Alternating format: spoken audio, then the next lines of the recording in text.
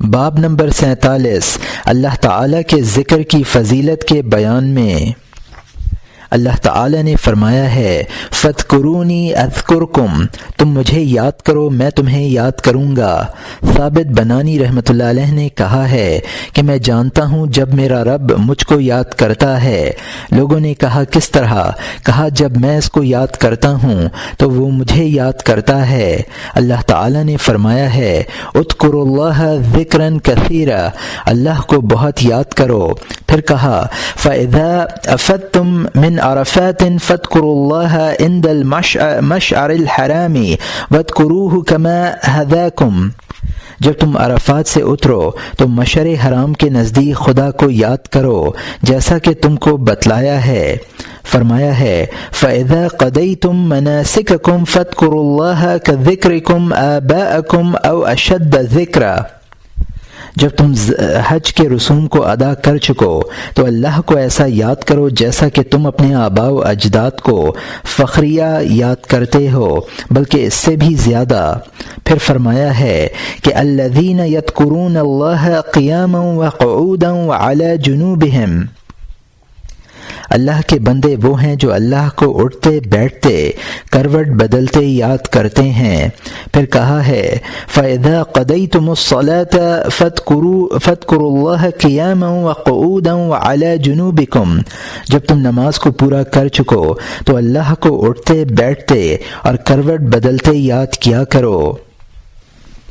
ابن عباس رضی اللہ عنہ نے اس کی تفسیر میں لکھا ہے کہ رات اور دن، خشکی و تری میں، سفر و حضر میں، دولت مندی میں، تنگ دستی میں، مرض میں، صحت میں، ظاہر میں، باطن میں، غرض ہر ایک حال میں یاد کرو۔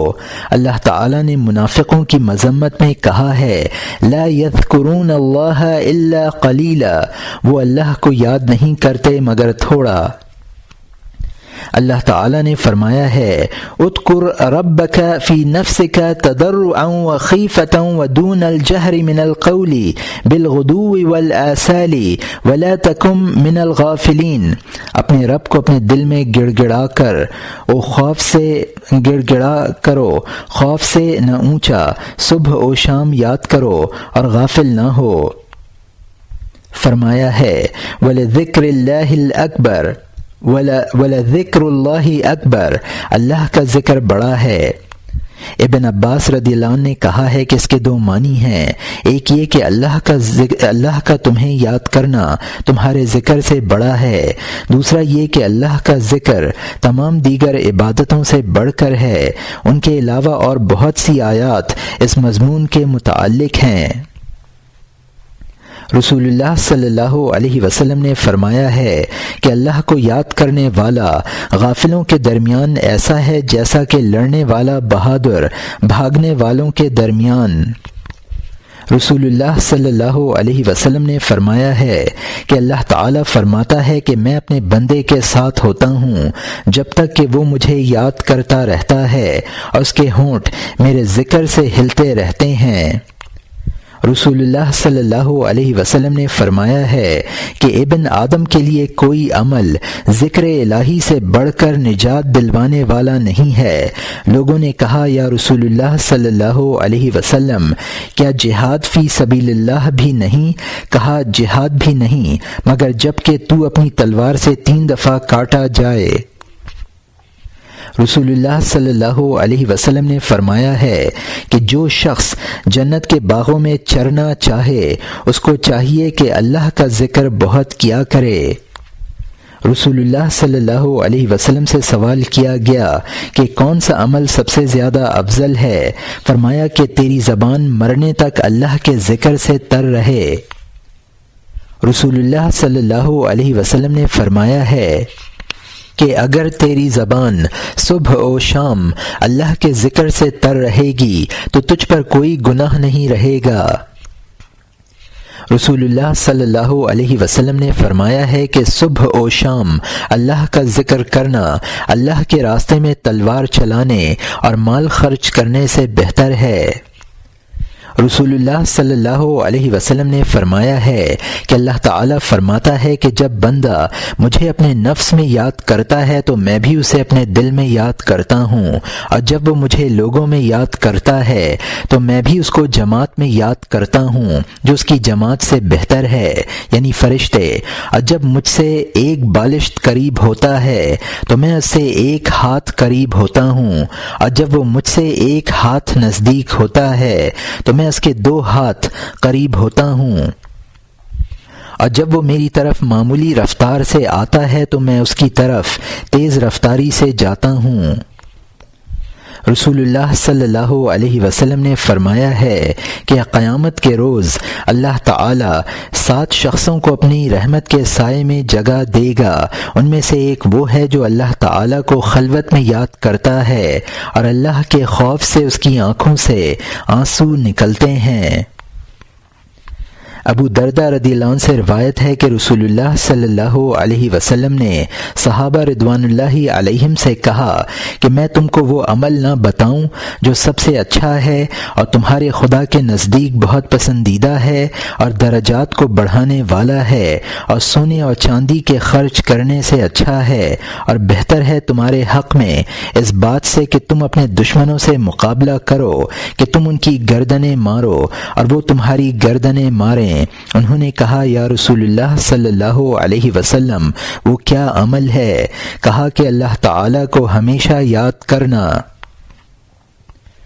رسول اللہ صلی اللہ علیہ وسلم نے فرمایا ہے کہ اللہ تعالیٰ فرماتا ہے کہ جو شخص میرے ذکر کرنے میں محو ہو کر مجھ سے سوال نہ کرے میں اس کو سوال کرنے والوں سے زیادہ دیتا ہوں۔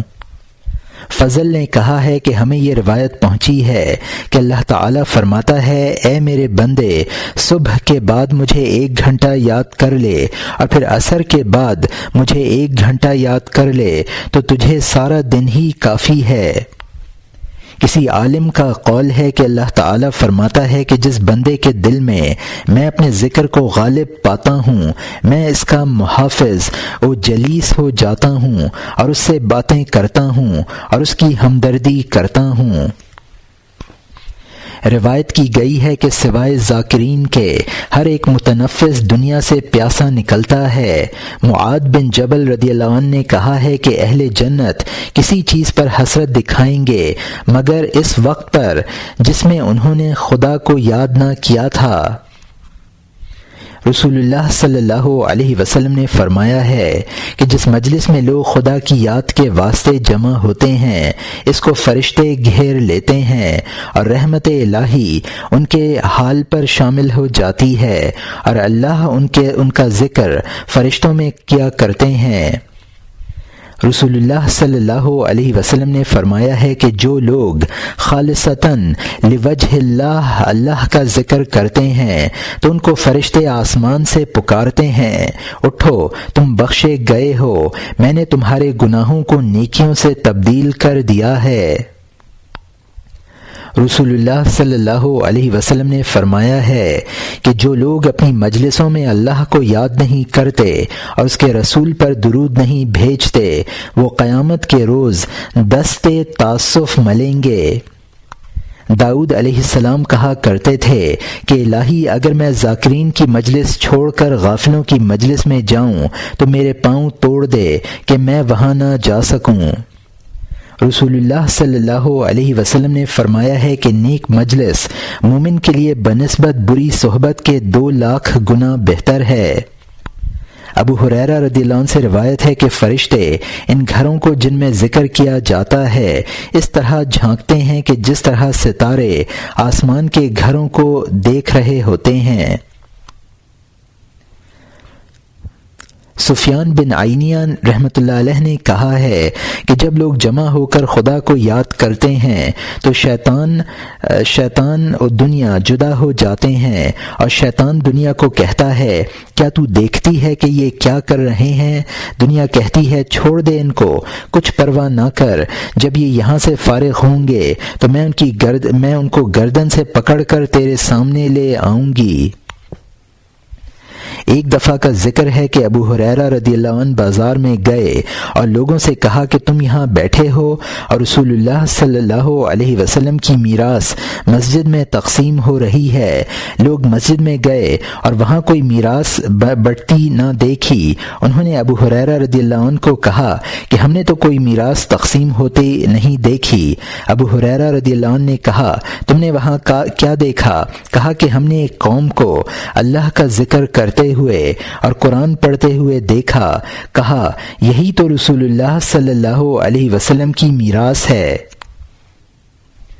اعمش ابی صالح سے اور ابو صالح ابو ہریرہ رضی اللہ عنہ سے روایت کرتے ہیں کہ رسول اللہ صلی اللہ علیہ وسلم نے فرمایا ہے اللہ کے کچھ فرشتے زمین میں سیر کرتے رہتے ہیں اور جب وہ کسی قوم کو ذکر کرتے پاتے ہیں تو آپس میں ایک دوسرے کو پکارتے ہیں کہ آؤ اپنے مطلب کی طرف، پس وہ فرشتے ان کو گھیر لیتے ہیں اور ان کا ذکر سنتے رہتے ہیں۔ پھر جب آسمان میں جاتے ہیں تو اللہ ان کو کہتا ہے کہ تم میرے بندوں کو کیا کرتے ہوئے چھوڑ آئے ہو؟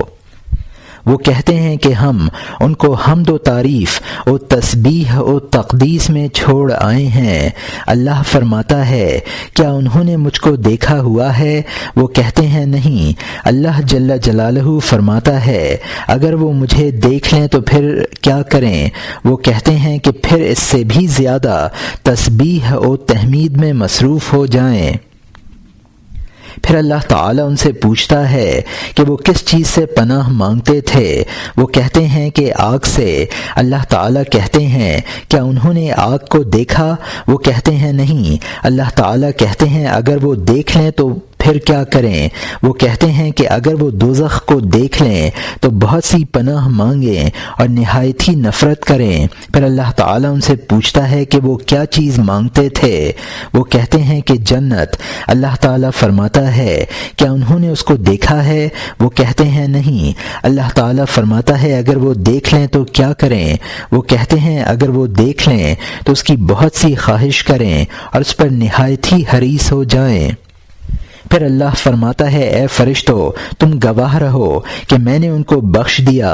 فرشتے کہتے ہیں کہ یا الہی فلاں ان میں شامل نہیں تھا، وہ تو کسی مطلب کے لیے آیا تھا۔ اللہ فرماتا ہے کہ وہ ایسے لوگ ہیں کہ ان کے پاس بیٹھنے والا بھی محروم نہیں ہوتا۔ رسول اللہ صلی اللہ علیہ وسلم نے فرمایا ہے کہ سب سے افضل کلمہ جس کو میں کہتا ہوں اور مجھ سے پہلے نبی بھی کہتے آئے ہیں لا الہ الا اللہ وحدہ لا شریک لہ۔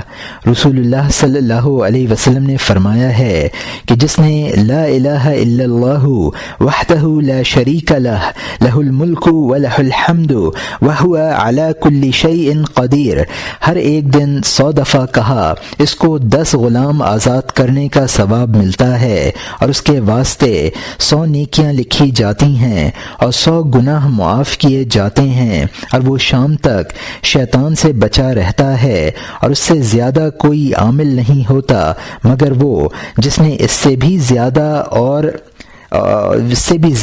ورد کیا ہو۔